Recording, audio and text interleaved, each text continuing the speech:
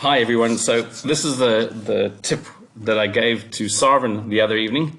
I'm going to use, just to start with, Hugh Baiocchi as a little model of what we're looking at. And really what we're looking at is what happens and what changes between address and impact, and how do we understand what should be happening through impact. So a couple of things you'll see. I'm going to put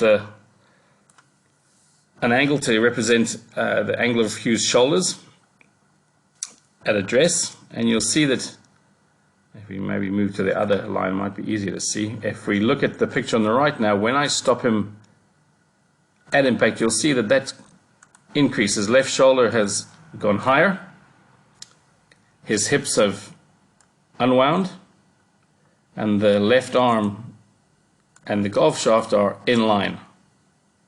You'll also see that the angle between his right wrist and the shaft is obvious. It hasn't flattened, which allows him to push through impact, keeping the club nice and low and getting a nice strong contact with the ball. So the drill that I gave Sarvan, let me see if we can get yours truly doing it. So this is me doing the same drill. I'm using a tennis racket just for the sake of showing the angles of the club face, and it's much easier for demonstrating purposes. But you'll see if I set up, I've got the angle of my left shoulder is higher than my right, but when I push through impact, so no backswing, I'm just going to push with my right hand. You can see I open it up and expand that right hand, and you'll see that helps the left shoulder to increase in height. You'll also see that my hips unwind and that the left arm and the racket come into alignment. What we're trying to show here is that as we push, there's almost a zone at which the right hand pushes the racket through impact. So if you watch that once more from a address position and push, we can keep the racket going in line with where we want the ball to go for a longer period of time.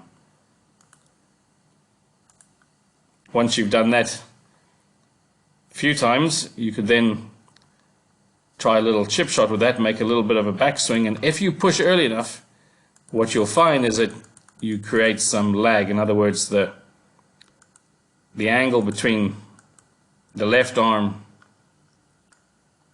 and the club shaft is increased. So the more we push, the more that angle amplifies. You'll see here that the club face is still pointing a little bit to the right. I've actually got a line on the ground that represents the path, and only when we get to impact, when the hips are rotating, does that become square. So if you look at that again nice and slowly, so I swing back, you'll see that when I'm pushing along the yellow line on the ground. You see we create some lag. You'll see the club face or the racket face is open, or appears to be open, and only closes as the body rotates.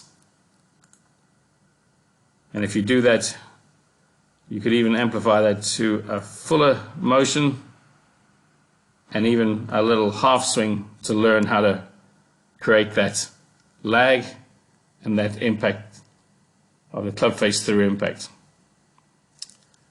Give that a try at home, especially in these times where you might be spending a bit more time at home than normal, and see if it helps you. I know it helps Sarvan, and I still do that drill today, and I'm sure you can get some benefit out of it too.